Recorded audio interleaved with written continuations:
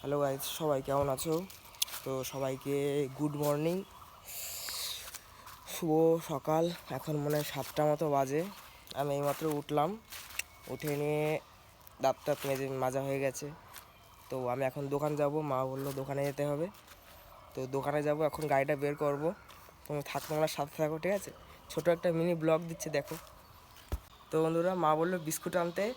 তো কার জন্য বিস্কুট আনছি দেখুন, এই দেখো, এই মহারানীর জন্য, ম্যাডামের জন্য বিস্কুট আনতে যাচ্ছি দোকানে। গাড়িটা বার করা হয়ে গেছে, এখন গেটের তালা খুলে বেরোবো। এই গেটের চাবিটা দাও তো। এ নাও বিস্কুট, তোমার জন্য আনলাম, নাও না, বিস্কুট খাও, ঠিক আছে? হ্যাঁ, খুলে দাও তোমরা।